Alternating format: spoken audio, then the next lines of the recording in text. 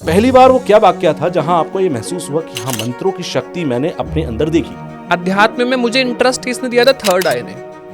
खींचा लालच ने था, लेकिन अब वो लालच बंद होकर अब भगवान के रास्ते पर पहुंच गए। पहला अनुभव क्या था जब आपको लगा कि मंत्र ने काम किया या मंत्रों ने मुझे चेंज किया? कि आपकी बॉडी क्लेंस हो रही है एक तरीके की, कोई भी नेगेटिव थॉट्स है बॉडी में, नेगेटिविटी, तो वो बाहर आ रही है एक तरीके से, आपका ऑरा क्लीन हो रहा है। आपने राधा नाम जपा तो वो उतना ज़्यादा अच्छा इफेक्टिव नहीं है कि आपने एक कोई संस्कृत का श्लोक या कोई मंत्र ऐसा जप दिया जो तुरंत असर करेगा। ऐसा होता है क्या? अंतर होता है? सबके लिए सेम मंत्र काम करेगा जरूरी नहीं है, काम करेगा, रास्ता आपको पहुंचा देगा। मैं आपको सिंपल स्टेप पे समझाता हूँ। तो 8 माला करने के बाद आपकी दौलत चरणों में होगी, आपकी तिजोरी भर जाएगी, ऐसी चीजें क्लेम की जाती हैं कि 1.25 लाख पर मंत्र सिद्ध होता है। अगर आप प्रेम से भक्ति कर रहे हो तो उसमें संख्या का कोई भी मतलब नहीं बनता। कि अरे भगवान की पूजा के सामने, भगवान के सामने ऐसा मैं कैसे सोच सकता हूँ, उलझ जाते हैं उन चीजों में। ऐसे टाइम पर कोई क्या करे अगर मन में उसके कोई भी खराब विचार आ रहा है जो उसे लगता है कि नहीं होना चाहिए? सबसे बड़ा भ्रम तो ये है कि हम भगवान के सामने बैठे हैं तो आ रहा है। वो हर समय भगवान आपको सुन रहे हैं और देख रहे हैं, चाहे आप कहीं पर भी हैं। तो ऐसा कुछ नहीं है ना। आप इतने रुपए में 10 महाविद्याओं की साधना कर लीजिए, इससे आपकी ये प्रॉब्लम्स दूर हो जाएंगी। देखो, भगवान की तो चल रही है फिर भी अच्छी बात है, लेकिन आजकल अप्सराओं की भी आ गई है, बिल्कुल, जो कि तो और ही बुरी बात है। Hello hi, welcome. कैसे हैं आप सब लोग? मेरा नाम तुषार कौशिक है और एक और पॉडकास्ट आप देख रहे हैं डिजिटल जॉकी का। आज के पॉडकास्ट में हम उन चीज़ों पर थोड़ा बात करेंगे जिसको लेकर बीच बीच में आप लोगों ने कमेंट सेक्शन के अंदर इंटरेस्ट जाहिर किया। बहुत सारे लोग आप में से ऐसे हैं जो मंत्रों में, जो साधनाओं में या फिर जो मेडिटेशन के थ्रू अपने आप को और ज़्यादा स्पिरिचुअली अवेकन करना चाहते हैं, जो चाहते हैं कि और ज़्यादा आप ग्रो करें स्पिरिचुअली। तो ऐसे में मंत्रों की शक्ति पर हमेशा से बात की जाती रही, क्योंकि ये वो शक्ति है जो आपको डायरेक्ट तो नहीं दिखेगी, लेकिन इनडायरेक्ट अगर ये अपने पर आ जाए तो फिर मंत्रों की शक्ति अगर आप जागृत कर लें तो आप इस दुनिया में सब कुछ संभव कर सकते हैं। और जितनी भी हम ऐतिहासिक, जितनी भी हम पौराणिक, जितनी भी हम स्पिरिचुअलिज्म की कहानियाँ सुनते हैं या कथाएं सुनते हैं, उन सब में आप देखेंगे मंत्र कहीं ना कहीं थे या मंत्रों की शक्ति से कोई ना कोई जागृत था। इसी पर और ज़्यादा डिटेल में बात करने के लिए मैंने आज गेस्ट को इनवाइट किया है। उदित जी को आप पहले भी कई बार पॉडकास्ट में देख चुके होंगे, मंत्रों पर, साधनाओं पर या फिर मेडिटेशन पर बात करते हुए। तो आज इसी को हम अपने चैनल के ऊपर डिटेल में समझेंगे। सबसे पहले आपका स्वागत है उदित जी। बहुत कम उम्र में आपने वो चीज़ों को समझना या सीखना या समझ लिया जो लोग शायद पूरी उम्र लगा देते हैं। तो जब हम मंत्रों की बात कर रहे हैं तो इंसान उसी से समझना चाहेगा जिसने उसको अनुभव किया हो, जिसने उसको महसूस किया हो। तो मैं यहाँ से शुरू करता हूँ कि आपने भी पहली बार कभी ना कभी ये सुना होगा कि मंत्रों में शक्ति है, साधनाओं में शक्ति है, मेडिटेशन में शक्ति है। पहली बार वो क्या वाकया था जहाँ आपको ये महसूस हुआ कि हाँ, मंत्रों की शक्ति मैंने अपने अंदर देखी? बिल्कुल, सबसे पहले तो आपको और ऑडियंस को जय माता दी। जय माता दी। मेरी जर्नी यहाँ से शुरू होती है, वैसे तो बहुत से लोगों को पता है, बट जब मैंने एक यूट्यूब पे वीडियो देख रहा था, हम सब लोग फ़ोन चला रहे हैं बचपन से, बिजी हो जाते हैं फ़ोन में, तो ऐसे यूट्यूब पे स्क्रॉल करते करते पता लगा एक ऐसी साधना है, कुछ वर्ड होता है, एक साधना होती है। कोविड का टाइम था, सब फ्री थे, तो सोचा ट्राई करते हैं साधना करने का। तो ऐसे ही मैंने एक ओम नमः शिवाय मंत्र, बहुत बेसिक्स है ना, हमारी मम्मी भी कहती है जल चढ़ाते हुए पढ़ो, तो उसका जाप मैंने शुरू किया। तो हम लोग आमतौर पे सुनते हैं ना कि माला से करना चाहिए, तो वैसे ही मैंने रिसर्च की कैसे करना चाहिए और ऐसे में शुरू हो गया। स्टार्टिंग में कुछ अनुभव नहीं हुआ, बट जैसे जैसे टाइम बढ़ा है ना, तो कुछ वाइब्रेशन फील होने लगा कि कुछ आ रहा है शरीर पे। फिर जैसे आप जाप करते हो ना, तो आपको अलग अलग प्रकार के अनुभव होते हैं, क्योंकि आपके ऊपर ना कॉस्मिक एनर्जी गिरती है। विश्व में एक ऊर्जा है, मंत्र से आप उसे पुकार रहे हो, वो वैसे गिर आप पर सोते वक्त भी रही है, बट उसकी क्वांटिटी बढ़ जाएगी और क्वालिटी बढ़ जाएगी अगर आप जाप करते हुए उसको स्पेशली पुकारोगे। तो जैसे चैंटिंग करनी शुरू की तो ऐसा लगा बॉडी पे ना कुछ गिर रहा है, वाइब्रेशन फील हुई। फिर धीरे धीरे कनेक्शन फील हुआ, लगा कोई आसपास घूम रहा है, कुछ तो है, मतलब मेरी बॉडी अपने आप क्यों हिल रही है या वाइब्रेशंस कैसे फील हो रही है। तो ट्रस्ट बनता गया। फिर धीरे धीरे दर्शनों के बारे में फिर मैंने बुक्स पढ़नी शुरू की, नॉलेज लेना शुरू किया, कुंडलिनी के बारे में पढ़ा, तो आपको अनुभव मिलने लगता है। बिल्कुल। फिर धीरे धीरे पता लगा मेन शुरुआत हमारे जो अध्यात्म में होती है ना, वो जुड़ जाती है तब जब आपको पता लग जाता है कि आपको ना ये कुछ चाहिए। जैसे अध्यात्म में मुझे इंटरेस्ट किसने दिया था? थर्ड आई ने। मतलब थर्ड आई कुछ है जो शायद आप फिजिकल आंखों से नहीं देख सकते, उससे देख सकते हो। तो इंटरेस्ट मैं इसलिए नहीं जुड़ा था कि मुझे भगवान को पाना है, मैं जुड़ा था मुझे थर्ड आई को पाना है। ओके। खींचा लालच ने था, लेकिन अब वो लालच बंद होकर अब भगवान के रास्ते पर पहुंच गए। तो इसलिए मैं भी लोगों को ये कहता हूँ कि जरूरी नहीं है भगवान के पर्पस से जुड़ो, आप थर्ड आई के पर्पस से जुड़ो, लेकिन जब उस रास्ते पे चलोगे ना तो थर्ड आई गोल से हट जाएगा और गोल भगवान बन जाएंगे। पहला अनुभव क्या था जब आपको लगा कि मंत्र ने काम किया या मंत्रों ने मुझे चेंज किया? सबसे पहले तो ना आप जब जाप करने लगते हो तो आपको उबासी आने लगती है और आंखों से पानी आने लगता है। अब ये तो ना मुझे नींद आ रही है, ना मैं लेजी फील कर रहा हूँ, और ये चैंटिंग करते वक्त ही क्यों होता है? ये मेरे साथ नहीं, सबके साथ होता है जो भी जाप करते हैं। एज अ बिगनर होता है, अब शायद होना बंद हो जाए बहुत से लोगों का जब आप थोड़े से ऊपर पहुंच जाओगे, बट स्टार्टिंग में होता है। तो ये क्यों हो रहा है, इसके पीछे को लॉजिक बता दो मुझे। मतलब अगर साइंस नहीं मानता मंत्रों को तो मैं कहता हूँ कि ये क्यों होता है। हमें तो लॉजिक पता लग गया कि आपकी बॉडी क्लेंस हो रही है एक तरीके की, कोई भी नेगेटिव थॉट्स है बॉडी में, नेगेटिविटी, तो वो बाहर आ रही है एक तरीके से, आपका ऑरा क्लीन हो रहा है। ये होना शुरू होता है सबसे पहले। इसके बाद आपको वाइब्रेशंस फील होंगी, मतलब आप बैठे हो आपको एकदम से गूज बम्स फील होंगे। नॉर्मली भी होते हैं बट स्पेशली चैंटिंग के टाइम पे ना बहुत ज़्यादा होंगे। आपको समर्स है तब भी, जनरली विंटर्स में होते हैं बट समर्स में भी आपको फील होने लगेंगे ऑटोमेटिकली बहुत ज़्यादा। फिर बॉडी में वाइब्रेशंस आनी शुरू होंगी, आपकी बॉडी हल्की हल्की कांपने लगेंगी। फिर आपकी बॉडी या तो गोल गोल रोटेट होती है या आगे पीछे, क्योंकि आपकी बॉडी पे एक हैवी करंट गिरने लगता है। जिसको जैसे आप देखते हैं ना एक करंट लग रहा है किसी को, तो बॉडी कांपती है, तो आपकी बॉडी वैसे हल्की कांपनी शुरू हो जाएगी। किसी की राउंड, किसी के आगे पीछे होती है, क्योंकि बॉडी झेलने लायक नहीं है। और इसी से मैं पता लगा लेता हूँ कि आपकी स्थिति कैसी अध्यात्म की। अगर जाप करते वक्त बॉडी में आपको अभी भी कंपन होती है, मतलब आप अभी एक बिगनर हो, आपकी बॉडी उतनी ट्रेंड नहीं हुई है कि कॉस्मिक एनर्जी गिरने पर वो रुकी रहे। और किसी की बॉडी अगर कॉस्मिक एनर्जी गिरने पर स्थिर रहती है, हिलते नहीं है। संत भी ऐसे कहते हैं कि अगर कोई पढ़ते हुए हिल रहा है ना आगे पीछे, तो मतलब अभी वो स्थिति अभी बिगनिंग है उसकी, अभी शुरुआत हुई है। लेकिन कोई नहीं हिल रहा है तो मतलब थोड़े से अच्छे लेवल का साधक है। ऐसे कई सिम्टम्स होते हैं। अच्छा, मंत्र क्या है? एक बीज मंत्र भी होता है, एक नाम मंत्र भी होता है, एक आजकल जैसे नाम जप का बहुत ज़्यादा कहा जाता है कि आप राम नाम जप लो, वो भी आपके लिए काफ़ी है। राधा नाम जप लो, जैसे प्रेमानंद जी महाराज कहते हैं, वो भी आपके लिए काफ़ी है। दूसरी तरफ लंबे क्लिष्ट मंत्र हैं जो बहुत टफ हैं, हर किसी के बस की बात नहीं है कि उन्हें पढ़ा जाए। क्या सबकी शक्तियाँ अलग अलग हैं कि भाई आपने राधा नाम जपा तो वो उतना ज़्यादा अच्छा इफेक्टिव नहीं है कि आपने एक कोई संस्कृत का श्लोक या कोई मंत्र ऐसा जप दिया जो तुरंत असर करेगा? ऐसा होता है क्या? अंतर होता है? हाँ देखो, आपको ना मंत्र सबके लिए सेम मंत्र काम करेगा जरूरी नहीं है। काम करेगा, रास्ता आपको पहुंचा देगा। मैं आपको सिंपल स्टेप में समझाता हूँ। अगर अभी आप एक बिगनर हो, है ना, तो सबसे पहले आपको लाइट करंट महसूस करना पड़ेगा, फिर आप तेज करंट पे जाओगे, है ना। आज एकदम से तेज करंट आपको लग जाएगा तो आप डर जाओगे और बैठ जाओगे। तो ऐसे अगर प्रेमानंद जी, जिनको शायद सब लोग सुनते हैं, अगर वो आज बोल देते हैं कोई बीज मंत्र करने को, तो शायद 90% लोगों को ऐसे अनुभव होने लग जाएंगे जो बहुत डिफरेंट है। हर किसी की कुंडलिनी अवेकन हो जाएगी, क्योंकि बीज कुंडलिनी को आपको उठा देता है। लेकिन राम और राधा जी में क्या है कि राम खुद में बीज है। राम जी का बीज मंत्र जो होता है ना, वो होता है ओम राम रामाय नमः। Ram is the seed. Ram जो है वो खुद में बीज मंत्र ही है। तो इसलिए राम जी का तो नाम जपने का बहुत बड़ा महत्व बताया गया है। इसकी प्रोनाउंसिएशन जो है ओम राम रामाय नमः की अलग अलग संप्रदाय के अकॉर्डिंग अलग अलग हो जाती है। कुछ लोग ग लगा देते हैं, कुछ न लगा देते हैं, बट एक्चुअल में बीज मंत्र ये है जो मैं आपको बता रहा हूँ। ऐसे राधा जी के साथ है। तो नाम मंत्र से क्या होता है, बेसिक करंट मिलता है। अब अगर आप में लगन होगी तो आप दीक्षा के लिए जाओगे, तो जब आप दीक्षा लोगे तो आपको पूरा मंत्र सारी चीज़ें बताई जाएंगी। लेकिन एक आम व्यक्ति को इतना तो करना ही चाहिए ताकि एटलीस्ट पता लग जाएगा ना आपको। अगर भगवान ने आपको अपनाना है तो नाम से आप अपग्रेड करने लग जाओगे अपने आप। अब आप ये भी बात नोटिस करोगे कि अगर कोई व्यक्ति स्पिरिचुअलिटी से जुड़ा है तो वो क्राइम नहीं करेगा, वो कुछ गलत नहीं करेगा। अगर किसी के चलते 10 रुपए भी गिर जाएंगे ना, वो उठा के देगा, क्योंकि मन में आएगा कि अपराध ना बन जाए, कोई कहीं कुछ गलती ना कर दो। मॉरल वैल्यूज आने लगती हैं बहुत ज्यादा। इसलिए मैं कहता हूँ कि अगर कई पेरेंट्स आके कहते हैं कि बच्चे नहीं सुनते, मैं यही कहता हूँ कि अगर आप बचपन से ही रामायण के एक एक पेज पढ़वा रहे होते ना, अभी उसको कोई इंटरेस्ट नहीं है, कोई बात नहीं, बस एक पेज फिर भी पढ़ के चले जा।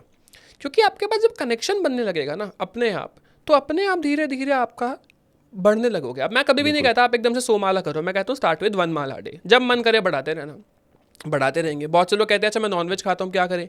स्टार्ट कर दो, माला मत टच करो। 1 महीने बाद अपने आप छोड़ देते हैं, क्योंकि मन में आपके भाव आने लगेंगे कि नहीं मुझे छोड़ना है, तो अपने आप बढ़ने लगते हो आगे। अच्छा, मैंने कई जगहों पर देखा और पढ़ा कि भाई 21 दिन में आप इस मंत्र की इतनी मालाएं कर लो, आपको ये चीज़ मिल जाएगी। भाई 108 माला करने के बाद आपकी दौलत चरणों में होगी, आपकी तिजोरी भर जाएगी। ऐसी चीज़ें क्लेम की जाती हैं। क्या ये एक पर्टिकुलर नंबर कि आपने 40 दिन ये चीज़ की, 21 दिन ये चीज़ की, 108 बार आपने ये किया, ये नंबर इफेक्ट करता है, या ये नंबर सिर्फ एक देने के लिए कह दिया गया कि भाई 108 बार कर लो, क्योंकि 108 बार कोई करेगा तो आदत में आ जाएगा? तो क्या ये नंबर वैल्यू करता है, या फिर ये नंबर सिर्फ देने के लिए? देखो, कहा जाता है बहुत से लोगों के द्वारा, और कई जगहों पे इसका उल्लेख भी है कि 1.25 लाख पर मंत्र सिद्ध होता है ना, और 10% आपको उसका हवन करना होता है। ऐसी साधनाएं बहुत से लोग करवाते हैं। मेरा मानना ऐसा है कि ये ना पूजा पद्धति है। अगर आप प्रेम से भक्ति कर रहे हो तो उसमें संख्या का कोई भी मतलब नहीं बनता। हम लोग जैसे सांसों में पूरे समय राम नाम जप सकते हैं, क्योंकि भगवान जब हमें गिन के नहीं देते तो हमें भी गिन के मंत्र नहीं करने चाहिए। और क्या होता है ना, माला जब आप जाप कर रहे हो, मेरे साथ ये प्रैक्टिकल चीज़ होती थी, क्योंकि मैं हर चीज़ प्रैक्टिकल सीखा हूँ। मेरे को बोला 100 माला करने के लिए, तो अब मैं काउंट कैसे करूँ? उस वक्त ना काउंटर इतना पॉपुलर था नहीं, कि अब हो गया काउंटर इतना पॉपुलर। तो मैंने एक कटोरी में राजमा रख ली 100 गिनकर, दूसरी कटोरी में मैं ट्रांसफर करता था। जाप करते करते एक स्थिति आती है आपकी, जब आप ध्यान में जाने लगते हो। तो मुझे क्या हुआ, जब मैं ट्रांसफर करना भूल रहा हूँ, 2 माला एक साथ कर देता हूँ, क्योंकि मैं खो जाता हूँ, मेरे को होश ही नहीं होता, माला पलट के मैं आगे बढ़ जा रहा हूँ, शायद 10 कर ली हूँ, मुझे याद ही नहीं। तब मुझे लगा, तब मैं ये डाउट लेकर रिसर्च करने लगा कि भाई माला क्या गिननी सच में ज़रूरी है। फिर मैंने एक अंदाज़ा लगा लिया, लगभग मुझे अगर 2.5 घंटे लग रहे हैं 100 माला करने में, तो मैं 2.5 घंटे स्ट्रेट बैठ जाता हूँ, माला गिनने के कोई प्रॉब्लम ही नहीं है। तो जब मैंने देखा तो मुझे कोई डिफरेंस नहीं लगा, क्योंकि एक ना आपको अंदर से भाव आ जाता है कि नहीं, भगवान नाराज़ हो रहे हैं, नहीं गिनना ज़रूरी है। तो वो मुझे भाव नहीं आ रहा था। भगवान के जो भी दर्शन या अनुभव भगवान दे रहे थे, वो दे रहे थे, क्योंकि भक्त का एक होता है। अभी भी बहुत से लोग आते हैं, भैया अनुभव नहीं हो रहे हैं मुझे, क्योंकि एक ना भक्त को होता है कि अगर मैं कुछ कर रहा हूँ तो भगवान अनुभव दें, बिल्कुल, क्योंकि मुझे ना एक मोटिवेशन मिलेगा अंदर से। शुरुआत से सोच होती है कि मुझे अनुभव होने वाला है, तो वो ढूंढता ही रहता है अनुभव को। बिल्कुल, तो वो मिलता है तो आपको एक मोटिवेशन मिलता है। तो ऐसे ही मुझे पता लगा गिनना जरूरी नहीं है। मैं भी लोगों को ये कहता हूँ कि आप गिन के मत करो, आप 15 मिनट में जितनी माला, हाँ वो जरूर होता है। देखो बेसिक थोड़ी बहुत चीज़ें हैं कि जैसे माला अगर चल रही है तो बीच में नहीं छोड़नी, कंप्लीट करो राउंड, सो मेरे को टच करो दोनों आंखों से आज्ञा चक्र पे और रख दो, है ना, और प्रार्थना करके। आप एकदम से भी आसन से नहीं उठना चाहिए, क्योंकि क्या होता है, आपने ना आसन पे जाप करना बहुत ज़रूरी है। एक तो बहुत से लोग आसन पे नहीं जाप करते हैं। ज़रूरी क्यों? आसन ऐसे ज़रूरी होता है क्योंकि जब आप डायरेक्ट धरती पे बैठेंगे और जाप करेंगे ना, तो सब कुछ आपकी धरती माता सोख लेंगी। अच्छा, क्योंकि बीच में आपको कुछ एक लगाना है जो ऑब्जेक्ट जो रोके, है ना। तो क्या होता है कि अब जैसे ग्रेविटी है ना, तो वो खींचेगी। आसन पर भी ग्रेविटी काम कर रही है, लेकिन वो आसन पर रुक जाएगा ना आपका जाप, तो आसन पर ठहर जाएगा आपका जाप। फिर क्या होगा, कभी आप लो फील कर रहे हो, फिर से आसन पे बैठोगे, तो आपको वो आसन एक बैकअप जो स्टोर्ड है वो आपको प्रोवाइड कर देगा इन केस ऑफ नीड। तो इसलिए आसन का बहुत इंपॉर्टेंट है, अदरवाइज आपके अंदर स्टोर नहीं होगा कुछ भी। दूसरा, ब्रह्मचर्य।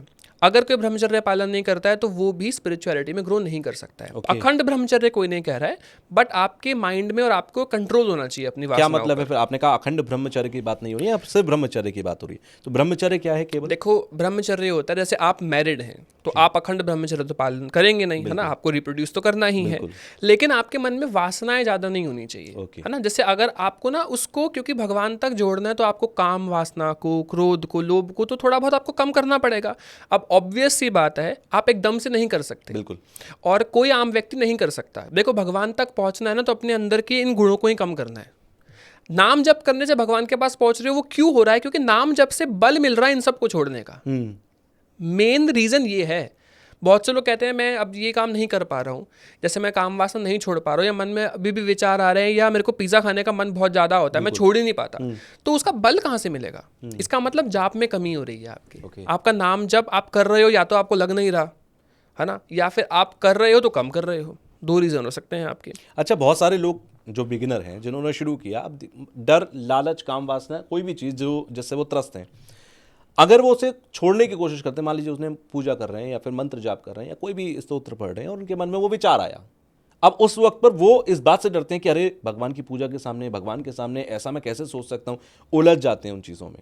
ऐसे टाइम पर कोई क्या करे? अगर मन में उसके कोई भी खराब विचार आ रहा है जो उसे लगता है कि नहीं होना चाहिए, तो उसको वो जाने दे, आने दे, क्या करे वो उस वक्त पर? सबसे बड़ा भ्रम तो ये है कि हम भगवान के सामने बैठे हैं तो आ रहा है, वो हर समय भगवान आपको सुन रहे हैं और देख रहे हैं, चाहे आप कहीं पर भी हैं। तो ऐसा कुछ नहीं है, है ना। भगवान हर समय सुन रहे हैं, चाहे आप भगवान के सामने नहीं बैठे हो। बिल्कुल। तो वो आएगा आपको 2 कारणों से आता है। आपके पास या तो नेगेटिविटी है, कोई आपके आसपास कोई नेगेटिव एनर्जी है जो कि नहीं चाहती आपकी पूजा सफल हो, तो आपको बार बार माइंड में थॉट्स देगी। आपको लोगों को ना ऐसा भी विचार आता है कि वो मंदिर में ही वॉशरूम कर रहे हैं उसी वक्त जाप करते वक्त, या कुछ भी सेक्सुअल चीज़ इमेजिन कर लेंगे गॉड को लेकर माइंड में। ये क्यों होता है? नेगेटिविटी की वजह से होता है, क्योंकि नेगेटिविटी आपके माइंड में डाल रही है और आपको लगेगा मंत्र जाप से और आप छोड़ के बैठ जाओगे। नेगेटिविटी का यही गोल है, या फिर आपको गिल्ट मंत्र में जाप चले जाते हैं छुड़वाना। कि अरे मेरे साथ ऐसा क्यों हुआ? लेकिन छोड़ना नहीं है, पकड़ के रखो। इसमें ना आप क्या करो, एक तो मंत्र जाप पकड़े रहो, छोड़ना नहीं है। बस इस बात का ध्यान रख लो कि आप ना कोई बहुत पावरफुल या बहुत एनर्जेटिक वाला मंत्र ना करो इसमें अग्नि तत्व बहुत ज्यादा है। Okay. क्योंकि फायर एलिमेंट ना आप एज अ बिगनर नहीं चूज कर सकते। स्टार्ट विद द बेसिक मंत्र सच एज ओम नमः शिवाय बहुत अच्छा है, राम नाम बहुत अच्छा है, विजय मंत्र श्री राम जय जय राम, या द्वादशाक्षरी ओम नमो भगवते वासुदेवाय, या ओम दुम दुर्गाय नमः। ये बिगनर फ्रेंडली मंत्र है जो एक बिगनर कर सकता है। इसके अलावा अभी माँ काली की साधना पे, या भैरव जी की जयंती आ रही है, भैरव जी की साधना पे, या माँ काली में चामुंडा रूप है, 10 महाविद्याएं हैं, इनके तरफ आपको एज अ बिगनर नहीं जाना है। ओके, बिल्कुल, क्योंकि क्या होता है ना, आप जब जाप करते हो तो आप सिद्धियों को जोड़ते हो अपने आसपास। उसमें सिद्धियों के अपने अपने लेवल्स हैं। या तो सिद्धियां आपको फंसा भी सकती हैं, आपको ऊपर भी ले जा सकती है। तो आपको सिद्धियों को भी कंट्रोल नहीं करना आएगा, संभालना नहीं आएगा, और वो आती थी ज़रूर है, क्योंकि आपका कोई गुरु है नहीं, तो आप फंस सकते हो। तो इसलिए बिगनर एक जो है बेसिक मंत्रों का ही आपने बहुत अच्छा टॉपिक रेज किया यहाँ पर। आपने कहा कि भैरव की सिद्धि, 10 महाविद्याओं की सिद्धि या उनकी साधनाएं, ये हर किसी के लिए नहीं है। ये जब आप बिगिनर से ऊपर आ जाते हो तब आप उसके बारे में सोचना शुरू करो। आजकल सोशल मीडिया के ज़माने में आप कहीं पर भी चले जाइए, आपको इंटरनेट पर मिल जाएगा कि इतने रुपए में आप 10 महाविद्या का कोर्स कर लीजिए, आप इतने रुपए में 10 महाविद्याओं की साधना कर लीजिए, इससे आपकी ये प्रॉब्लम्स दूर हो जाएंगी। ये जो सिद्धियाँ, ये जो साधनाओं के क्रैश कोर्सेज चल रहे हैं, आपको लगता है कि आपने खुद ही इस बात को कहा कि ये बिगनर्स के लिए नहीं है, तो फिर इसके क्या साइड इफेक्ट्स होंगे लोगों के ऊपर? देखो, भगवान की तो चल रही है, फिर भी अच्छी बात है, लेकिन आजकल अप्सराओं की भी आ गई हैं, बिल्कुल। जो कि तो और ही बुरी बात है। तो भगवान, चलो एटलीस्ट भगवान की तरफ तो जाओगे, अप्सरा वाला तो बहुत ही एक्सट्रीम केस हो गया। इसमें क्या होता है, देखो सिद्धियां जो है ना, जैसे आप हनुमान जी से कभी प्रार्थना करते हो कि हनुमान जी मेरा ये काम अटक रहा है, प्लीज इसे आप पूरा कर दो, तो आपको क्या लगता है वो हनुमान जी तो नहीं आएंगे पूरा करने, उनकी सेनाएं हैं, पृथ्वी पर बहुत से ऐसी चीजें हैं जो चल रही हैं। सिद्धि आमतौर पे क्या है, समझ लीजिए आपने ओम नमः शिवाय का जैसे, या हनुमान जी की पूरे जीवन साधना की, किसी ना किसी कारण से, चाहे काम वासना को नहीं हरा पाए, लोभ लालच को नहीं हरा पाए, आप यहीं पर रहोगे फिर आप, लेकिन हो पॉजिटिव एनर्जी, क्योंकि आपने हनुमान जी की साधना की, भगवान ने आपको शक्ति दी है कि अब आप ना ये रह गया है तो इसको सुधारने के लिए पृथ्वी पर रहो, लोगों की मदद करो, तो आप एक सिद्धि बन गए हो। आत्मा नहीं, आत्मा चलेगी, आपका सूक्ष्म शरीर है ना, वो यहाँ पे रहेगा, क्योंकि साधक के ना कई सूक्ष्म शरीर होते हैं, आम व्यक्ति का एक ही होता है, साधक के कई सूक्ष्म शरीर होते हैं। इसलिए कई बार देखोगे बहुत बड़े बड़े संत बहुत लोगों के सपनों में भी आते हैं, गाइडेंस देते हैं आपको, वो इसीलिए गुरु के लेवल पर है। तो क्या होता है, अब आप एक सिद्धि, एक शक्ति बन गई, पावर बन गए हो, तो आप साथ देते हो। लेकिन जो तामसिक एनर्जी होती है ना, सपोज आप साधना कर रहे हैं माँ तारा की, अब माँ तारा की साधनाएं क्योंकि आमतौर पर तंत्र में ज़्यादा होती है, तांत्रिक में ज़्यादा होती है, तो वो उनकी भावनाएं जो हैं वो उसी हिसाब से हैं, नेगेटिव है। तो क्या होता है कि तमस, अब एक उल्लेख आता है कि माँ काली ने जब रक्त का पान कर लिया था, रक्त बीज का, तो माँ की जो थोड़ी सुध है वो हल्की सी डिस्टर्ब हो गई थी, वो नहीं आइडेंटिफाई कर पा रही थी वो किनको मार रही है, अपनी सेनाओं पर वार कर दिया था, क्योंकि ये ऐसी चीज़ चढ़ने पर ऐसा हो जाता है। वो हमें यही समझाने के लिए पूरी स्टोरी है, वरना माँ काली को नहीं होने वाला था, कुछ हमें समझाने के लिए बताया गया है, तो शिव जी को आना पड़ा। ऐसे ही माँ तारा की साधना में आप उन्हें रक्त चढ़ा देते हैं तो सिद्धि का भी होश घूम जाता है। इसलिए हम कहते हैं कि एक तांत्रिक जो माँ काली की आराधना कर रहा है वो किसी का बुरा क्यों कर पा रहा है, माँ काली किसी का बुरा क्यों कर रही हैं, वो क्यों किसी को ऐसे घर में प्रॉब्लम कर रही है, क्यों कर रही है किसी के ऊपर नेगेटिव, क्योंकि वो सिद्धि कर रही है और सिद्धि को तामसिक चीज़ दे दी। तामसिक चीज़ मतलब दिमाग हिल गया है, उसे नहीं पता वो होश में है होश में नहीं है। तो इसलिए सात्विक व्यक्ति के विचार और तामसिक व्यक्ति के विचार में बहुत अंतर होगा। आप तामसिक लोगों से कभी बात करोगे या उनको देखोगे ना, तो वो शायद बीच बीच में गालियाँ भी दे देंगे बात करते करते, उनमें एक अलग सा एटीट्यूड होगा, उनमें अपने सिद्धियों को मैं तो कुछ भी कर सकता हूँ, मैं तो जादू कर सकता हूँ, ये कर सकता हूँ, वो चमत्कार दिखाएंगे आपको, रुद्राक्ष घुमाएंगे हाथ, रुद्राक्ष आ गया। हाँ, बहुत होता है आजकल ये सब जो चल रहा है ये अलग कैटेगरी के लोग हैं, ये भक्ति वाले नहीं है, ये एक अलग लेवल आ गया। हमें भक्ति के पथ पे चलना है, भक्ति का रास्ता जो करेक्ट आपको लेके जाएगा। तो सिद्धियां पाना आपका गोल नहीं है। और सिद्धि में आखिर में जीतेगा कौन? भक्ति जीतेगी। क्यों? क्योंकि भक्ति से भाव है ना, बिना प्रेम के दोनों भगवान के ऊपर कृपा तो ईश्वर की ही है। हाँ, माँ दुर्गा की ही कृपा सिद्धि पे भी है, माँ दुर्गा की कृपा ही भक्त पर भी है। फिर अब डिपेंड करता है, आप छोटे करंट पे रुक जाओगे। अब प्रेमानंद जी की ही तो लाइन आती है, आप माँ को पाना चाह रहे हो, सबसे पहले आप एक बच्चे हो, रोगे तो माँ क्या करेगी, अगर बिजी हैं तो सबसे पहले खिलौने फेंक देंगी आपके पास, ये तो खिलौने खेल लो, वो सिद्धियाँ वही खिलौने हैं, ये दिव्य दृष्टि यही खिलौना है। अब इसी को पा के खुश हो गए, हंसने लग गए, तो नहीं पहुंचने वाले आप माँ के पास। अब खेल लिया, मन भर गया आपका, मैंने भी दिव्य दृष्टि से खेल लिया, मेरा मन भर गया, तो अब इसको फेंका, तब माँ प्रेरणा करेगी किसी और को, हाउस हेल्प है घर में या पिताजी हैं कोई है, कि जाओ, को नहीं मारेंगे कि मैं बिजी हूँ, तुम उठाओ जाके, तो वो उठा लेंगे। फिर भी आप रोते रहोगे ना, फिर अंत में जाके माँ मिलेंगी, क्योंकि वो यूनिवर्स की मदर है, बहुत बिजी हैं, आपके पास नहीं आने वाली, तो आपको बहुत रोना है। और वो भाव से भगवान आपको, आप रोक सकते हो अपने पास, बिना भाव के आप नहीं रोक पाओगे भगवान को। भाव सबसे जरूरी है। बहुत प्यारा भजन है ना, भगत के वश में है भगवान। तो वो जो चीज़ है, मुझे लगता है कि सारी चीज़ों से पहले, किसी भी साधना, किसी भी पूजा, किसी भी मंत्र जाप, किसी भी नाम जाप से पहले है भक्ति। अगर आपके मन में भक्ति है तो वहां से आप कहीं भी जा सकते हो। केवट के मन में भक्ति थी, कोई साधना कोई मंत्र नहीं किया, तो उसने देखो क्या क्या नहीं पाया। भगवान राम खुद उनके घर में आए, शबरी का उदाहरण है। तो ये सारी चीज़ें मायने रखती हैं। मंत्रों की हम बात कर रहे थे, मंत्रों की शक्ति पर हम बात कर रहे हैं। एक मंत्र है गायत्री मंत्र, बहुत पावरफुल है। जब भी हम एक खास यज्ञोपवीत करते हैं तो वहाँ पर भी वो गुरु मंत्र के तौर पर होता है, और भी जगहों पर, बहुत सारी जगहों पर है। बचपन से हम बच्चे को वही मंत्र सबसे पहले याद कराते हैं, या तो ओम नमः शिवाय या तो गायत्री मंत्र। गायत्री मंत्र को लेकर ये कई जगहों पर कहा गया, अलग अलग जगहों पर, आप वेरीफाई करना, कि गायत्री मंत्र को तेज आवाज में नहीं सुनना चाहिए या सुनना ही नहीं चाहिए। कहते हैं कुछ लोग ऐसा भी कि गायत्री मंत्र एक ऐसा मंत्र है जो कि मन में जाप करना चाहिए, आपके होंठ भी नहीं हिलने चाहिए, क्योंकि वो इतना गुप्त मंत्र है।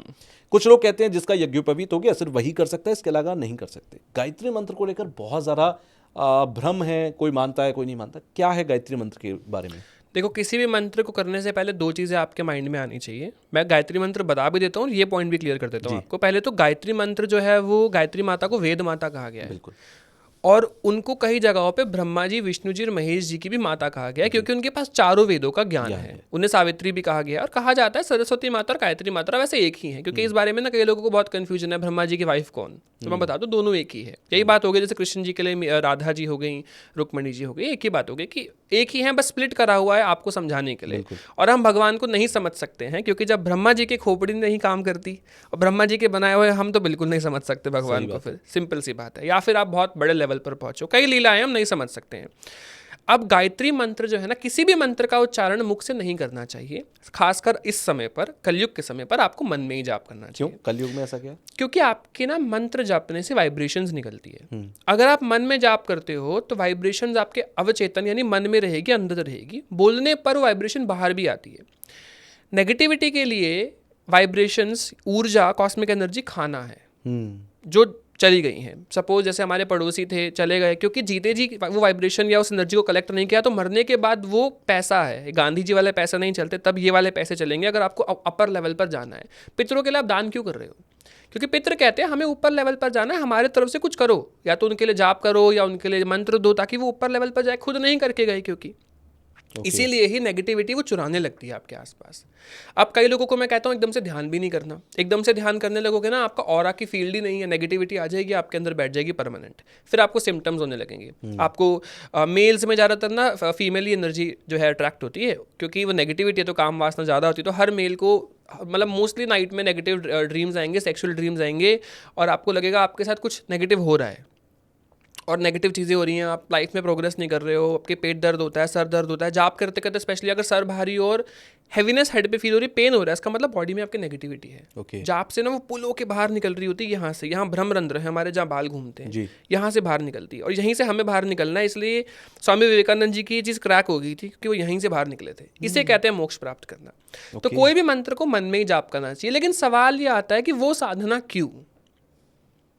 आपके मन में आया मुझे भैरव जी की साधना करनी है, यूट्यूब पे देखा, क्यों करनी है? पहले तो मुझे इसका जवाब दे दो, कोई मुझे बोलता है तो। क्योंकि मैंने यूट्यूब पे देखा भैरव जी बहुत पावरफुल हैं। दूसरा, लोगों को लगता है कि वो जो भैरव जी की सिद्धि हो जाएगी, उसके जो फायदे होंगे, जो शक्तियां मेरे अंदर आएंगी, वो शक्तियों का लालच लोगों को उस तरफ लेकर जाता है। तो ये आपको सोचना है कि क्यों। पहले तो अभी जैसे मेरे एक फ्रेंड है, उन्होंने मुझे बोला मुझे त्रिपुर सुंदरी जी की साधना करनी है। मैंने बोला क्यों?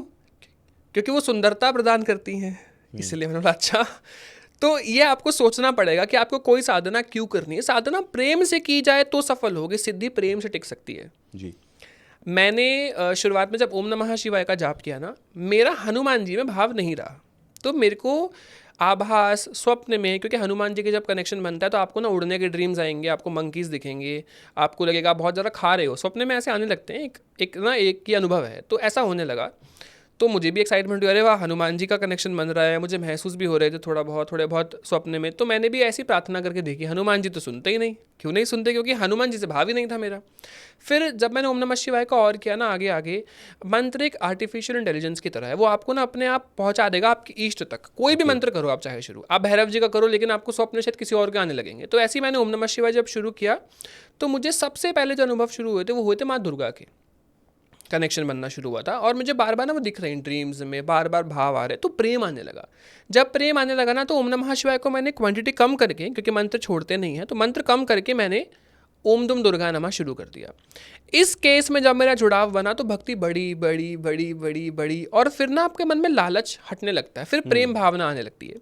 अब वो सिद्धि काम कैसे करती है? जैसे आप हो, आप सपोज हनुमान जी की सिद्धि है, मेरे साथ कनेक्ट हो गए। अब आप देखोगे कि ये मांगता जा रहा है, बस इसका काम है सिर्फ मांगने का। लेकिन अब आप नोटिस करोगे कि हर मंगलवार स्पेशली दर्शन करने आता है, लाइन लगी है तब भी बहुत मन से माथा टेक रहा है। मेरे लिए प्रसाद खासकर घर से बना के आता है। कहीं दूर घूमने गया है तो वहाँ पर भी मेरा मंदिर दिखा तो स्पेशली गया है मुझसे मिलने, या मेरे लिए कुछ लेकर भी आया है। तो ना एक भाव आने लगेगा, यार कितना प्यारा है। क्योंकि अब आप सोचो, आप पड़ोस की माता जी को माता जी बना के ले आए, पहले दिन रोटी बनाएगी, अगले दिन से कोनी मार के साइड कर देगी आप। सही बात है कि बस हो गया। लेकिन जब वो देखेगी ना पैर दबाते हो, प्रेम से बात कर रहे हो, तो एक भाव आने लगेगा। क्योंकि हमारी माता जी कैसी ना, जो खुद की हैं, जो बचपन से हमारे साथ रहती हैं, उन्हें पता है कि इसे इस समय पर भूख लगेगी, ये ऑफिस से आएगा तो पहले से बना के रखेंगी। बिल्कुल। नई माता जी लाओगे, वो नहीं बना के रखेंगी, वो कहेंगी बोलेगा तो बना दूंगी। तो ऐसे ही सिद्धि स्टार्टिंग में बोलेगा तो बना दूंगी हो जाती है, लेकिन जब प्रेम जुड़ने लगेगा ना, तब वो कनेक्ट करेंगे। तो भैरव जी की साधना कर ली, भैरव जी की सिद्धि आ गई, आपकी एक भी नहीं सुनेंगी। आपको क्या लग रहा है आप कैसे वश में कर लोगे भगवान को? पहले तो आप मुझे ये बता दो कि भगवान आपकी सुनेंगे ही नहीं। भाव ही नहीं है। बिना भाव की कोई भी साधना करने का मतलब नहीं। लेकिन एक बार इष्ट की प्राप्ति हो गई, जैसे आपको माँ दुर्गा की प्राप्ति हो गई, अब मैं कोई भी साधना कर सकता हूँ, तो वो माँ दुर्गा के प्रभाव से वो आपके साथ कार्य करने लगती हैं, बाकी एनर्जीज भी। लेकिन आपकी इष्ट की प्राप्ति के बाद आपका कहीं मन लगेगा ही नहीं, क्योंकि आपको होगा कि जब मैं प्रेम भावना से साधना कर रहा हूँ तो प्रेम के लिए ही करूँ। तो आपको एक ही को पकड़ के चलना है, और आप सफलता की तरफ जा रहे हैं साधना में। इसका सबसे बड़ा उल्लेख है कि जिनकी आप आराधना कर रहे हैं, जो आपके इष्ट हैं, आपको वो अपने हृदय का जब प्रेम दे दें। जैसे मैं माँ वैष्णो देवी को फॉलो करता हूँ, या कोई भी जो महालक्ष्मी को फॉलो कर रहा है एक तरीके से, जब आप हृदय पर पहुंचेंगे तो महालक्ष्मी के हृदय में आपको कौन मिलेगा? विष्णु जी मिलेंगे, राम जी मिलेंगे। जब आपको वो उनका प्रेम दे दे, जब आपको लगे कि मुझे इनसे प्रेम जुड़ रहा है, पता नहीं क्यों बार बार इनका आभास हो रहा है, इनसे प्रेम जुड़ रहा है, हनुमान जी का करते करते एकदम से राम जी की तरफ भाव आने लग जाए, तो समझ लो कि आपकी इष्ट की प्राप्ति सफल हो गई है। बहुत अच्छे लेवल पे आप पहुंच गए। बहुत ही मतलब हर किसी का सवाल होगा। बहुत अच्छी बात आप बता रहे हैं कि इंसान क्या क्या होता है कि जैसे मान लीजिए थोड़ा बड़ा हुआ तो उसे घर वाले कोई ना कोई मंत्र पकड़ा देंगे, या हनुमान चालीसा रटा देंगे। हनुमान चालीसा याद हो गया, बहुत अच्छी बात है, बच्चा देखो कितना संस्कारी हनुमान चालीसा करता है। एक उम्र तक वो हनुमान चालीसा करता है।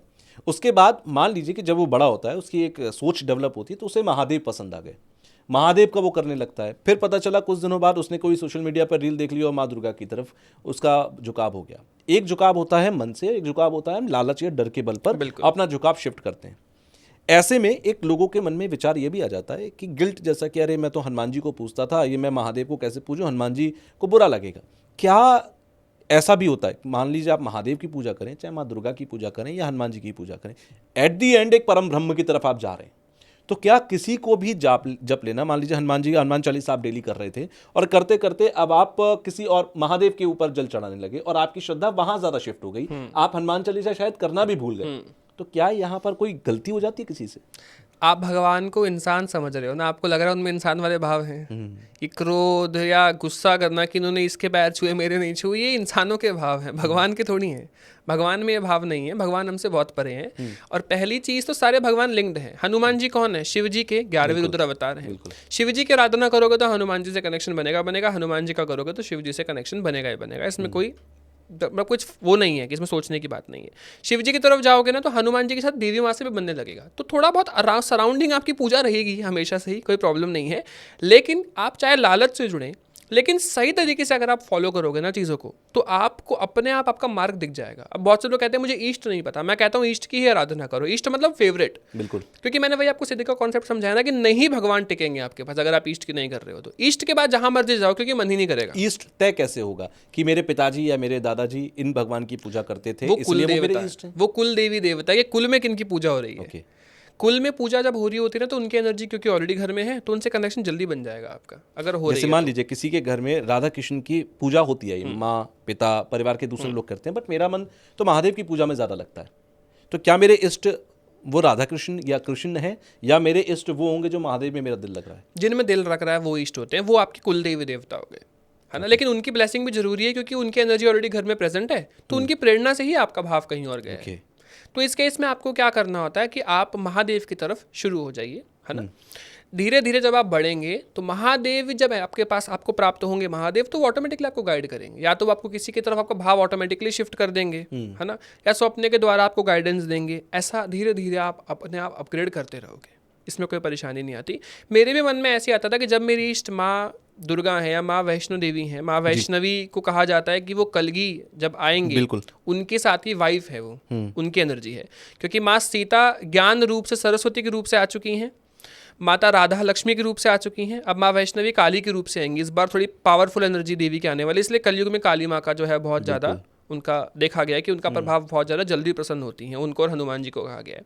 तो ऐसे ही जब मैंने उनकी आराधना शुरू की, जब नारायण जी की तरफ शिफ्ट आने लगा ना, तो मैं भी रोकता था कि जब मेरी इष्ट हैं भाव हैं, तो मेरे भाव क्यों जा रहे हैं, मुझसे कोई गलती तो नहीं हो रही।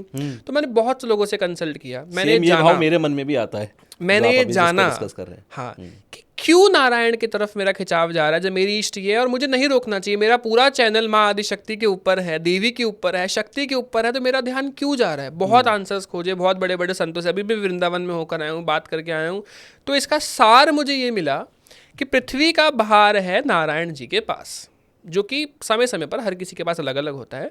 अब ऑब्वियस सी बात है कि आपको काम फाइनेंशियल डिपार्टमेंट से चाहिए। अब आप डिफेंस में जाओगे, डिफेंस वाले ये कहेंगे ना कि फाइनेंशियल में जाओ भाई, मोक्ष चाहिए, तो मोक्ष का रास्ता अभी फिलहाल तो वही दिखा रहे हैं। तो वो आपको नारायण की तरफ भेजते हैं कि डिफेंस वाले के पास क्यों आ रहे हो। अच्छा मैं कॉल कर देता हूँ, डिफेंस वाले कहते हैं, ऐसी माता जी कहती है भाई अप्रोच लगा देते, क्योंकि नारायण जी के पास डायरेक्ट जाना ना बहुत बड़ी बेवकूफ़ी है, वो नहीं आपको एक्सेप्ट करने वाले। प्रेम से ही जा सकते हो। अभी मुझे इस्कॉन वाले ने कहा, एक इस्कॉन के प्रीचर ने, कि आप देवी को फॉलो मत करो, देवी मोक्ष नहीं देती, कृष्ण मोक्ष देते हैं। तो मैंने बोला कि आप सिर्फ मोक्ष की वजह से कृष्ण से जुड़े हैं, इसका मतलब भाव नहीं है मन में, मोक्ष की वजह से जुड़े हो आप। ये कोई डील जैसा है। हाँ, क्यों, मेरे को तो प्रेम मार्ग पसंद है, अब प्रेम है तो मैं उनसे जुड़ रहा हूँ, सिंपल सी बात है। आपको कृष्ण से मतलब प्रेम नहीं, आप मोक्ष की वजह जुड़ रहे हो। तो आपको सोचना पड़ेगा कि कृष्ण चूज कर रहे हो तो क्यों कृष्ण, है ना। आप ऑटोमेटिकली देवी जी के पास गए तो उन्होंने भेज दिया, लेकिन कृष्ण भगवान बहुत लोगों के नहीं सुनते, लेकिन आपके सुनने लगे हैं क्योंकि आपके प्रेम मार्ग से उनके पास पहुंचे हो एक तरीके से। तो ऑटोमेटिकली आपको दर्शन देने लगेंगे, आपसे भाव जोड़ने लगेंगे, अपने आप ना आपको स्वप्न के द्वारा या आपके लाइफ में ऐसे सिचुएशन बना देंगे, बहुत सी चीज़ें होने लगती है। सबसे पहले तो सब लोगों को अलग कर देते हैं। जैसे आपने जाप शुरू किया ना, आपके ऊपर फटाफट बम गिरने लगेंगे बहुत सारे, आप देखोगे लोग दूर जा रहे हैं, सब छूटता जा रहा है, फेक रिलेशंस हैं आपकी लाइफ में वो दूर होंगे, सब बहुत बड़े बड़े चीज़ें। कई लोगों के तो आप देख लो बहुत क्लोज रिलेशंस होते हैं, चाहे नेबर्स या फैमिलीज में, आसपास के जो लोग होते हैं हमारे, सब दूर होने लगेंगे। पर्सनली ये चीज़ मैंने बहुत फील की पिछले 2-3 साल के अंदर, कि बहुत तेज़ी से जो फेक लोग होते हैं वो आपसे दूर जाते हैं। आप लोग भी ज़रूर मुझे कमेंट बॉक्स में बताइएगा अगर सेम एक्सपीरियंस आप लोगों का रहा। मैं एक और टॉपिक लेकर आता हूँ, मंत्रों की ही बात करता हूँ। एक मंत्र है महामृत्युंजय मंत्र। इस मंत्र के बारे में कहा जाता है कि किसी मरते हुए व्यक्ति में भी जान डाल सकता है ये मंत्र। बहुत सारे लोग पूजा भी कराते हैं, बहुत सारे लोग इसे जाप भी करते हैं। जैसे किसी ने, बचपन में मुझे मंत्र सुनने में बड़ा अच्छा लगता था, तो मैंने किसी से कहा, मैं एक बार ऐसे ही कुछ बोल रहा था तो किसी ने मुझे बोला, अरे बहुत शक्तिशाली मंत्र है, इसे गलत बोलने से खराब भी हो सकता है कुछ तुम्हारा, तो इसे नहीं जपते हैं। महामृत्युंजय मंत्र बहुत सारे लोगों को अट्रैक्ट भी करता है, लोग घरों में बजाते भी हैं इसको, लोग सुनते भी हैं ऐसा। इसकी एनर्जी मैंने एक बार महसूस भी की है कि एक व्यक्ति थे जिनकी मतलब हॉस्पिटलाइज थे और डॉक्टर ने कहा कि बस अब लास्ट समय है। मैं नहीं चाहता था कि वैसा हो, तो मैं जब मिलने जा रहा था पूरी गाड़ी के अंदर मैं वो सुनता हुआ जा रहा था। पूरी भाव मेरा ये था कि यार अगर शक्ति है तो रोक लेना। और मैंने वहाँ जब मैं पहुँचा तो जो मैं घर से निकला था उस वक्त ये था कि डॉक्टर्स ने कहा है कि कुछ घंटे आ जाओ। मैं वहाँ पहुँचा तो पता लगा कि नहीं, वापस अब ठीक हो रहे हैं और आज भी वो व्यक्ति जिंदा है, जबकि 3-4 साल हो गए। तो मुझे पहली बार महसूस हुआ कि शायद मेरा भाव सच्चा था या मंत्र की शक्ति बहुत ज़्यादा थी कि वो हो गया, या वे इत्तेफाक था। मैं तीनों ही पहलुओं को मान के चलता हूँ। मंत्रों की शक्ति क्या इस लेवल की होती है, महामृत्युंजय मंत्र खास तौर पर? देखो डिपेंड करता है। अब मैं किसी बिगनर को या किसी आम व्यक्ति को जैसे भगवान की प्राप्ति करने उसे महामृत्युंजय करने को नहीं दूंगा। ये एक बाण है ब्रह्मास्त्र की तरह जो किसी समय पर चलाया जाता है। बट ये भक्ति भावना के पर्पज से करने वाली चीज़ नहीं है। जैसे वो मैं कहूँगा आप ओम नमः शिवाय करो, बेसिक है, साधारण सा मंत्र है। महामृत्युंजय की जो रचना है वो मार्कंडेय जी के द्वारा हुई। मार्कंडेय जी को ना कहा गया था 16 वर्ष के ही रहेंगे। एक्चुअली में हुआ ये था कि उनके पिताजी को ना वरदान मांगा था उन्होंने शिव जी से, क्योंकि उनके कोई पुत्र नहीं थे, कि मुझे ना पुत्र दे दो, लेकिन लिखा था नहीं उनमें। भगवान थे तो प्रेम से खुश हो गए, तो बोला कोई बात नहीं, 2 ऑप्शन है, या तो ले लो एक अल्प आयु, मतलब कम समय तक जीवित रहेगा 16 वर्ष तक, लेकिन बहुत बुद्धिमान होगा, या तो ले लो एकदम ही दिमाग का एकदम कमजोर लेकिन पूरा जिएगा, मजे से आपके साथ रहेगा, क्या चाहिए बता दो। अब पिताजी कहते कोई बात नहीं, बुद्धिमान ही दे दो, बेटर है, भले कम जिए। अब एक दिन छोटे थे सिर्फ, उनका समय आने वाला था, बर्थडे आने वाला था, और पिताजी की बात सुन लेते हैं। माताजी पिताजी गुरुकुल से आते हुए रो रहा होता है। अब वो कहता है कैसे रोकूं, क्योंकि पिताजी भी भक्त रहे शिव जी के, तो वो भी शिव जी की भक्ति करते थे। तो शिवलिंग को पकड़ के बैठ गए और स्तुति गाने लगे, कुछ ना कुछ बोलने लगे। वो वही आया हम त्र्यंबकम, उन्होंने वो एकदम से स्तुति बोलने लगे, भगवान शिव जी की तारीफें करने लगे, स्तुति करने लगे। ये स्तुति मंत्र है इसलिए। तो क्या होता है, यमराज जी स्टार्टिंग में ना अपने दूतों को जब भेजते हैं तो वो नहीं पकड़ पाते, उनकी शक्ति नहीं काम करती, क्योंकि शिव जी की पूजा चल रही थी। बिल्कुल।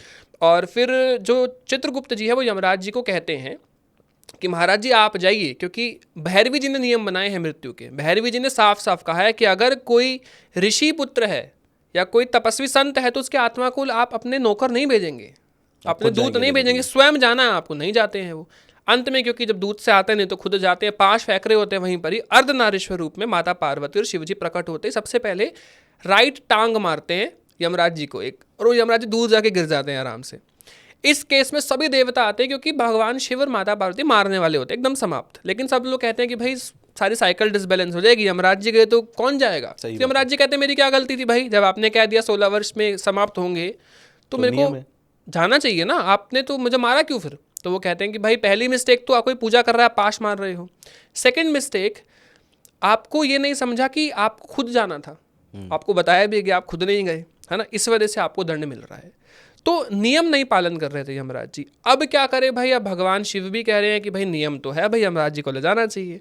अब सब हैरान भाई अब क्या होगा। तो शिव जी के माइंड में आइडिया है, शिव जी ने कहा चलो आपको एक और वरदान देते हैं, अब आप 16 वर्ष के ही रहोगे, तो ना एक दिन आगे बढ़ोगे ना यमराज जी लेके जाएंगे। तो वो चिरंजीवी में से एक है। ओके।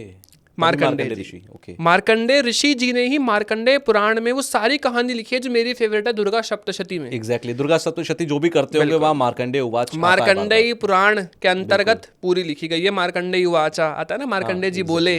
तो पूरी कहानी चंड मुंड को मारने की, महिषासुर को मारने की, और धूम्रलोचन को सिर्फ एक शब्द से मार दिया। और माँ ने पूरा बताया कि मैं जब शब्द से मार सकती हूँ तो अस्त्र शस्त्र क्यों उठाती, क्योंकि शस्त्र जब लगेंगे पवित्र होंगे, ये भी उच्च लोक में जाएंगे। तो मेरा उद्देश्य क्लियर है, मारने पर भी मैं भलाई सोच रही हूँ, है ना। तो पूरी कहानी मार्कंडेय जी को दिखाई उन्होंने। तो उन्होंने इस स्तुति को गाया था, क्योंकि गाते वक्त उनके प्राण बचे, इसलिए आज भी इस स्तुति को गाकर हम प्राणों को रोकते हैं। इसीलिए महामृत्यु। अच्छा, आपने बहुत अच्छी बात कही बीच में कि कुछ मंत्र विशेष बाण की तरह होते हैं, बिल्कुल, जो वक्त आने पर, समय आने पर चलाने चाहिए। ऐसे मंत्रों जैसे महामृत्युंजय मंत्र के बारे में भी कहते हैं, जब ऐसी स्थिति कहीं पैदा होती तो कहते हैं कि भाई इसका आप जाप करा लीजिए, आप इस मंत्र को जाप कर लीजिए, तो ये आपके लिए कहीं ना कहीं हित में होगा, कैसा भी हो लेकिन हित में होगा। ऐसे कौन कौन से मंत्र हैं आपकी नॉलेज में जो ऐसे विशेष बाण की तरह काम करते हैं? देखो, महामृत्युंजय है, हनुमान जी का जो बजरंग बाण है ना। इसके अलावा बगलामुखी जी के जो मंत्र है, ओम हलीम बगलामुखी सर्वदुष्टानाम, ऐसे करके जो पूरा मंत्र है, तो वो सारे जो मंत्र है ये स्पेशल टाइम्स के लिए बनाए गए। महाविद्याओं का सारा पर्पस ही यही है। आपने बजरंग बाण का नाम लिया, बजरंग बाण को लेकर तो अभी बहुत सारी रील्स हैं जिसमें कोई कहता है कि ये नहीं करना चाहिए क्योंकि इसमें आप शपथ देते हैं राम की, और कोई कहते हैं अरे भाई डेली करो। ये सभी शाबर मंत्र के साथ है। हर शाबर मंत्र में ना ऐसा ही है कि लास्ट में ना दुहाई या कसम दी गई है। लेकिन अगर आप अच्छे पर्पस के लिए कर रहे हैं तो आप कर सकते हैं, क्योंकि सिद्धियों को कार्य कराने के लिए, सिद्धियों को हम शपथ दे रहे हैं, भगवान को नहीं दे रहे हैं, ना उनके मंत्र आप तक पहुंच रहे, लेकिन आपकी स्थिति होनी चाहिए। अब आप सोचो कि आप किसी भी रोड पे चलते व्यक्ति को आके बोलेंगे कि आप इस मंत्र का जाप कर लो, जो शायद ब्रह्मचर्य का पालन नहीं करता है, ना कुछ औरा है, ना कोई कुंडलिनी की ऊर्जा है, मतलब एक अच्छा व्यक्ति नहीं है, तो वो 10 दिन तक जपेगा तो पहले तो खुद उस अवस्था में आएगा। अभी उसकी अवस्था होगी कि शायद मन लगने लगे या ब्रह्मचर्य का पालन करे, पहले तो औरा ही साफ होगा उसका, तब जाके वो कार्य करेगा। तो सबसे पहले आपकी स्थिति होनी चाहिए। इसलिए कहते हैं ब्राह्मण से करा लो, क्योंकि आपकी खुद की स्थिति नहीं है ना। अगर आप खुद रोजाना जाप करते हो तो आप बिल्कुल, लेकिन जरूरी नहीं है सिर्फ महामृत्युंजय मंत्र ही प्राण रोक सकता है। ओम नमः शिवाय भी रोक देगा आपके भाव से, कोई भी मंत्र रोक सकता है, लेकिन आपका कनेक्शन, आपके भाव होने चाहिए उन भगवान से कनेक्टेड, तो वो बिल्कुल रोकेंगे। अच्छा, जैसे आपने शुरुआत में भी इस बात को कहा था कि बहुत सारे लोग जब मंत्र जाप करते हैं तो उन्हें रोना आ जाता है, बहुत सारे लोग उसमें की बॉडी कांपने लगती है, किसी को बैठ नहीं मिलता, किसी का ध्यान भग्न हो जाता है। कोई एक ट्रिक हो सकती है, क्योंकि आपने उन चीज़ों को प्रैक्टिस किया है, जिससे आप उन सारी चीज़ों पर कंट्रोल पा पाएँ? कोई तरीका ऐसा कि मंत्र जाप के टाइम अगर ऐसी चीज़ आपको डिस्ट्रैक्ट कर रही है तो आप ये करो जिससे कि आप सेट हो सकते हो, या फिर आपको ऐसी कोई दिक्कत ना हो? बहुत सी चीज़ें हैं। पहले तो मंत्र में रोना और आंसू आने में अंतर है। अच्छा। अगर रोना आ रहा है तो आपकी स्थिति एवरेज पहुंच गई है, क्योंकि भगवान के लिए हर कोई नहीं रो सकता, वो आपके हृदय चक्र में वास कर रहे हैं। इसका मतलब अभी भाव आने शुरू हो गए हैं। मतलब भगवान के मंदिर में जाते किसी को रोना आ रहा है ना, एकदम से वाइब्रेशंस फील हो रही है, तो मतलब उस मंदिर के भगवान, उस मंदिर की एनर्जी आपसे कनेक्ट कर रही है। ये बहुत अच्छी स्थिति है एक व्यक्ति के लिए। लेकिन अभी सिर्फ आंसू आ रहे हैं, जबरदस्ती बिठा रहे हो बॉडी को, तो ये एक बिगिनिंग की स्थिति होती है ना। अब इसको स्किप करने का कोई ऐसा चीट कोड नहीं है। जाप करते करते ही आप स्किप करोगे, बट चीट कोड ये है कि ईष्ट को ढूंढ लेना। ईष्ट को ढूंढना ही इवेंचुअली प्रोसेस होता है एक बिगिनर का। अब आप अगर ईष्ट को पहले से जानते हो तो सीधा उन्हीं के मंत्र कर लोगे। अगर किसी और का शुरू किया तो वो मंत्र पहले ईष्ट तक लेके जाएगा, फिर ईष्ट की प्राप्ति करने के लिए निकलोगे। आप समझ रहे हो? बिल्कुल। पहले ईष्ट पता है तो थोड़ा जल्दी पहुंच जाओगे, क्योंकि ना आपकी भावना जुड़ रही है। भाव में भगवान जल्दी देंगे, जल्दी देंगे, जल्दी देंगे, अब ऊपर उठने लगोगे। तो ऐसे धीरे धीरे, और आप ग्रो कर रहे हो स्पिरिचुअलिटी में, आप इससे पता लगा सकते हो कि आपकी भावना बढ़ रही है, आप एक अच्छे व्यक्ति बन रहे हो। क्योंकि हमारे अंदर ना एक आवाज़ आती है जिसको अंतरात्मा की आवाज़ कहते हैं, जो कि हर गलत कार्य करने पर, चोर को चोरी करते वक्त भी पता है वो गलत कर रहा है, बिल्कुल, और एक पुलिस को क्राइम करते वक्त या किसी को पकड़ते वक्त भी पता है कि शायद ये अपराधी नहीं है, तो एक मन के अंदर एक आवाज़ है, वो आपकी आत्मा की आवाज़ है।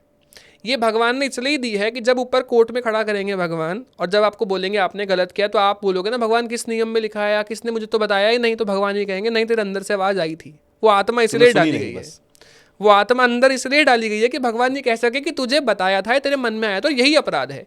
इसीलिए प्लान्ड किया हुआ अपराध और सडन हो जाने वाले अपराध में अंतर है। अब चींटी आ रही थी, अब मैंने जबरदस्ती मारी तो मुझे सजा मिलेगी, गलती से मर गई तो सजा नहीं मिलेगी, क्योंकि आपके मन में ग्लानि नहीं आएगी गलती से मरने पर कि अरे गलती हो गई थी, है ना। लेकिन जानबूझ के मारा तो मन में आवाज आ रही नहीं मारना, मार दिया। तो इसमें अंतर है। इसलिए हमारे गवर्नमेंट में भी ऐसा सिस्टम है ना कि क्राइम पहले से प्री प्लान्ड था या सडन हो गया, इसमें भी अंतर है, तो अलग अलग सजा है। बिल्कुल, इसके लिए बहुत सारी बातें और भी की जाती हैं, जैसे मच्छरों को मारने को लेकर भी बीच में एक रील चली थी, प्रेमानंद बाबा ने बहुत अच्छी बात कही थी कि आप मारो मत, आप अपना बचाव भी कर सकते हो, आप मच्छरदानी लगा लो, आप दूसरी चीज़ों का इस्तेमाल करो, मच्छर नहीं आएंगे। जो लोग मारते हैं मच्छरों को, वो भी एक अपराध है। थोड़ा सा इसको मैं और एलिवेट करता हूँ, इस पूरे बात को, इस विषय को। मंत्र जाप करते करते या मंत्रों को करते करते ये भी कहा जाता है कि ध्यान में बहुत ताकत है, ध्यान में बहुत शक्ति है। भगवान विष्णु ध्यान में है, योग निद्रा में है, भगवान शिव युगों युगों तक ध्यान में रहते हैं। ध्यान आपकी इस ऊर्जा को, आपकी इस एनर्जी को कितना बढ़ाता है? और ध्यान करना भी आसान नहीं, क्योंकि ध्यान ही सबसे मुश्किल है। तो ये ध्यान की शुरुआत कहाँ से होती है? ध्यान स्टेज 2 है। जो जाप नहीं करता वो ध्यान नहीं लगा सकता, क्योंकि आपकी स्थिति बैठने लायक होगी नहीं। अब मैं एक व्यक्ति उठा के ले आऊँ, बोलूँ 5 मिनट तक बैठो, नहीं बैठ पाएगा, परेशान होगा, टांगे हिलाएगा, या मुझे उठना है, मुझे जाना है, क्योंकि माइंड में थॉट्स आएंगे आपके एकदम से, अरे काम करना है, ये काम रह गया, वो काम रह गया, वो काम रह गया, ये सब माइंड में आने लगता है। इसको बैठने के लिए सबसे पहले ना आपको जाप शुरू करना है। जब मंत्र जाप बढ़ेगा ना बॉडी में, तो वो शक्ति देता है आपको ध्यान लगाने की। मंत्र जाप से आप कॉस्मिक एनर्जी कलेक्ट कर रहे हो, ध्यान में उस कॉस्मिक एनर्जी को यूज कर रहे हो। उसे यूज कहाँ करना है वो आपके माइंड पर डिपेंड करता है। अब मैं यही बात कहता हूँ कि देवी माँ का मंत्र तो एक ही है, जैसे एक है ओम ऐं ह्रीं क्लीं चामुंडाय विच्चे। इससे कौन सी माँ प्रसन्न होंगी डिपेंड करता है आपके ध्यान पे। अब आप ध्यान लगा रहे हैं माँ ज्वाला जी पर, तो उनकी एनर्जी को आप कनेक्ट करेंगे। आप ध्यान लगा रहे हैं माँ चिंतपूर्ण जी पर, तो उनकी एनर्जी को कनेक्ट करोगे, या इस महाविद्या पर। तो ध्यान बहुत इंपॉर्टेंट है। इसलिए मैं कहता हूँ मंत्र जाप करते वक्त, जैसे मैनिफेस्टेशन कहते हैं ना, अच्छा सोचो, तो मंत्र जाप करते वक्त जब आप अच्छा सोचेंगे अपने साथ, तो अच्छा ही होगा, ऐसा होता है। तो ध्यान में बहुत पावर है, लेकिन ध्यान लगाने के लिए, आपकी स्थिति बनाने के लिए मंत्र जाप बहुत जरूरी है। ध्यान का एंड गोल होता है शून्य में जाना, गायब हो जाना। उस गायब हो जाने के बीच में, अब ऐसा नहीं है, मैं अपनी भी स्थिति की बात करूं तो ऐसा बिल्कुल भी नहीं है मैं बैठा आँख बंद कर मैं गायब हो जाऊंगा, नहीं, मुझे भी समय लगेगा। किसी को आधा घंटा लगता है, किसी को 20 मिनट, किसी को 10 मिनट, लेकिन वो समय डिक्रीज होता रहेगा। और उस 20 मिनट आधे घंटे के लिए आपके मन में आएंगे विचार, लेकिन आपको उस विचार को जबरदस्ती काटना नहीं है। आप ध्यान जबरदस्ती नहीं लगा सकते, आने दो। जैसे ही आएंगे ना तो या तो आधे घंटे में खत्म होंगे, किसी के 40 मिनट में, किसी के 30 मिनट में, किसी के 20 मिनट, जिसके जितने जल्दी खत्म हो रहे हैं उसकी स्थिति उतनी अच्छी है ध्यान में।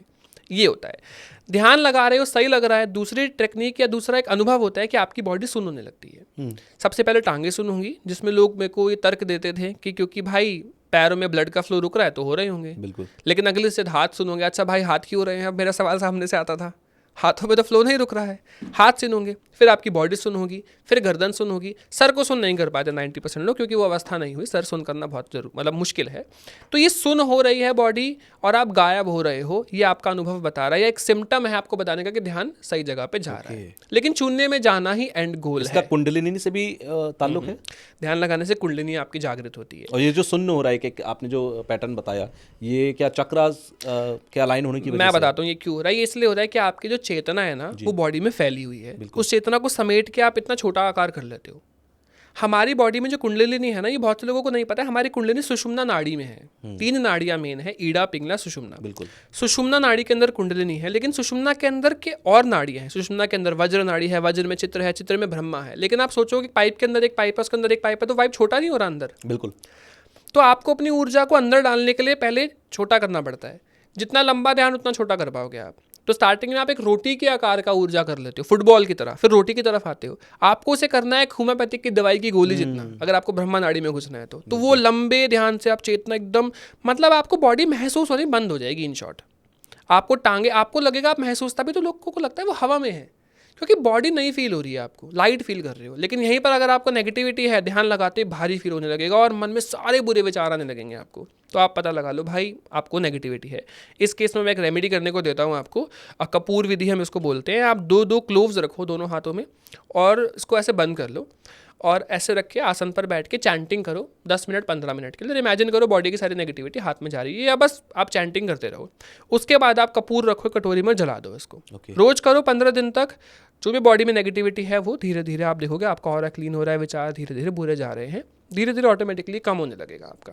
बहुत एक्सट्रीम नेगेटिविटी है तो ऑब्वियसली समय ज़्यादा लगेगा, बट थोड़ी बहुत चीज़ें हैं तो वो जल्दी सॉल्व हो जाती है इस छोटी सी रेमेडी। जो लोग ध्यान लगाना शुरू करते हैं उनके मन में ये होता है चलो आज 15 मिनट का ध्यान लगाएंगे या 10 मिनट एक टारगेट ले लेते हैं, और लगातार मन में उनके ये भी सवाल आता होगा कि अरे 15 मिनट हो गए क्या, 10 मिनट हो गए क्या, 7 मिनट हो गए क्या, तो क्या ध्यान तो लगता नहीं है। ऐसे में कैसे बैठें, क्योंकि दिमाग तो अपना काम करेगा, लगातार करेगा और बिगनर स्टेज पे तो ज़्यादा करेगा, उसको कैसे रोकना है? आज के समय में किसी के पास टाइम है नहीं ध्यान लगाने का, तो मैं यही कहता हूँ कि आप जाप करते करते ना आंखें बंद करके उस वक्त ध्यान लगाओ।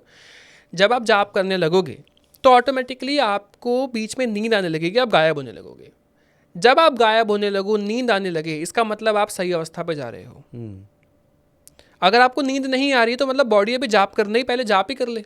अभी तो जाप ही पूरा नहीं हुआ तो पहले जाप करो।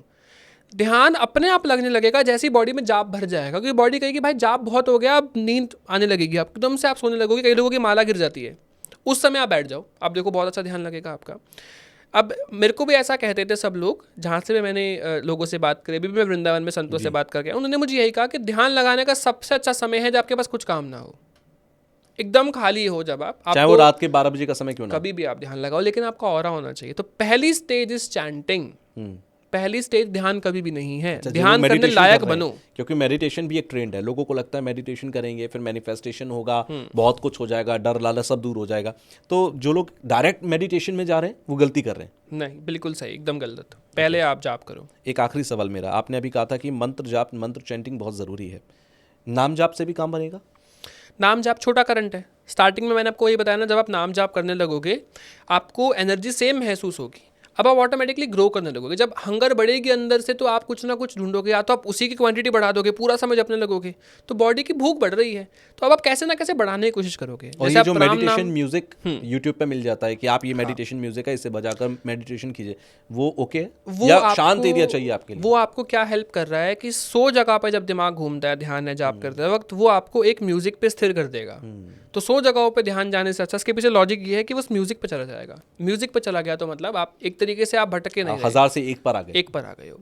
एक और चीज़ मैं बोलना चाहूँगा, बहुत संत अपराध की बात करते हैं, आपने बताया मच्छरों को मारना भी अपराध है, ऐसे ही तीर्थ स्थानों पर कूड़ा कचरा करके आना भी अपराध है। बिल्कुल। वृंदावन में खासकर या किसी भी जगह पे आप काशी विश्वनाथ जाते हैं, बनारस जाते हैं, उस स्थल पर आप जब खाते हैं कचरा वहीं गिरा कर आते हैं, ये भी बहुत बड़ा अपराध है। मैं इसमें एक छोटा सा एड ऑन और करता हूँ जी, मेरी निजी भावना है, मुझे नहीं पता कि ये स्पिरिचुअली या संतों की भाषा में सही है गलत है। मेरा मानना है गंगा में जो हम फूल या कोई भी पूजा की चीज़ या मूर्ति जो डाल देते हैं वो भी एक अपराध है। मुझे लगता है वो भी नहीं करना चाहिए, क्योंकि उससे गंगा गंदी होती है। उससे बेहतर है कि आप गंगा किनारे मिट्टी में दाब के आ जाइए। हाँ, देखो, अगर वो डिकम्पोज होने वाली आजकल की मूर्तियां वैसे नहीं बन रही, पहले वो नर्मदा जी के जो मिट्टी होती थी उसी से बनती थी, तो मिट्टी में चला गया वो चीज़, मिट्टी बन गई। लेकिन अभी तो नहीं हो रहा ना वो, तो आपको देखना पड़ेगा क्या चीज डिकम्पोज हो रही है। तो ऐसा नहीं है जो घर में सामान बच रहा है, पूजा का चुन्नियां होती है, वो सब आप करके आ जाए। प्लीज या तो दफनाइए, जला दीजिए, अग्नि स्नान करा दीजिए, वो भी पवित्र चीज होती है। आप छत पे जाइए, उसमें घी भी डालिए, थोड़ा सा उसको आग लगा दीजिए, सबसे बढ़िया है, वो भी बेटर है। बिल्कुल वो बेटर है।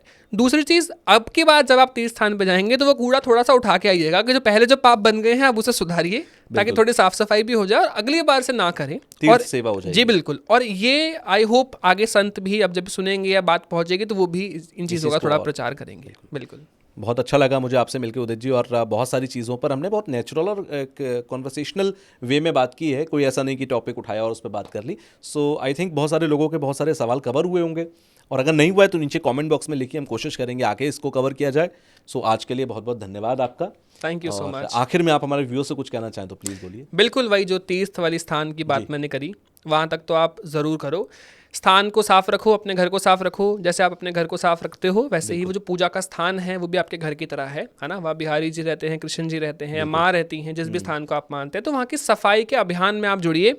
एक दिन निकाला करें, जब भी आप दर्शन करना चाहते हैं थोड़ी साफ सफाई करके आ जाइए, क्योंकि इतनी सारी पॉपुलेशन है, जब थोड़ा थोड़ा सब साफ करने लगेंगे ना तो वो स्थान साफ हो ही जाएगा। और आगे से गंदा नहीं करना है, इसका भी आप ध्यान रखिएगा। बाकी बहुत बहुत शुक्रिया मुझे बुलाने के लिए। Thank you so much. जय माता दी। जय माता दी।